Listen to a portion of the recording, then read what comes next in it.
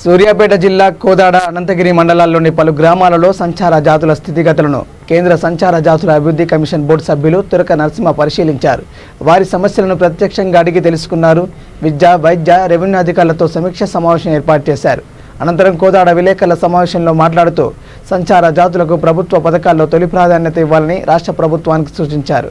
2 పడకల గదులు, ఇళ్ల మంజూరులో రాజకీయ జోక్యం లేకుండా సంచార జాతులకు ఇవ్వాలన్నారు. అర్హులైన వారికి ప్రభుత్వ పథకాలు అందాలని అధికారులను ఆదేశించారు. సంచార జాతులకు కోవిడ్ పరీక్షలు నిర్వహించి టీకాలు వేయాలని వైద్యులకు సూచించారు. దక్షిణ భారతదేశ వ్యాప్తంగా సంచార జాతుల స్థితిగతులను అధ్యయనం చేస్తున్నట్లు పేర్కొన్నారు.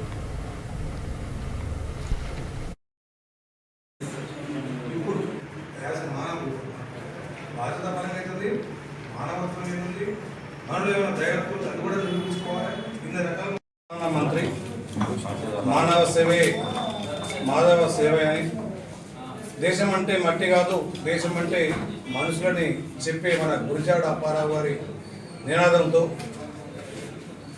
దేశంలో ఉన్న మానవ సంపదే దేశ సంపద అనే దృక్పథంతో ఎస్సీ, ఎస్టీ, బీసీలలోని ఈ విముక్త సంచార జాతుల అభివృద్ధి కోసం ఏర్పరిచిన ఈ బోర్డు మెంబర్గా ఇక్కడికి రావడం నేను చాలా సంతోషంగా, ప్రభుత్వం మరి వ్యాక్సినేషన్ అంతో లేని చెప్పేసి ఈ అధికారులు చెప్తున్నారు. ఆ వ్యాక్సినేషన్ కొరత కూడా చాలా ఉంది. మరి వ్యాక్సినేషన్ కొరత వీళ్ళని తొందరగా వేయాలని చెప్పేసి కూడా వీళ్ళని విజ్ఞప్తి చేయడం జరిగింది. వ్యాక్సినేషన్ తీసుకున్నాను కూడా వాళ్ళు ముందుకు రావడం లేదు కొంతమంది. ఎందుకంటే మా వ్యాక్సినేషన్ అవసరం లేదు, మాకేం కోవిడ్ రావట్లేదు వాళ్ళు కొంతమంది. మరి ఆనందయ మందు గురించి మాత్రం వస్తున్నారు.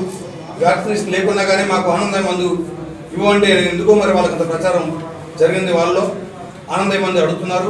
అది కూడా ఇటువంటి దాతలు కొంతమందిని మేము అడగడం జరిగింది. ఆ దాతల ద్వారా ఆనందయ మంది కూడా మేము ఇస్తున్నామని చెప్పేసి వాళ్ళకు హామీ ఇవ్వడం జరిగింది.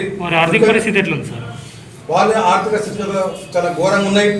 70 ఏళ్ళ చరిత్రలో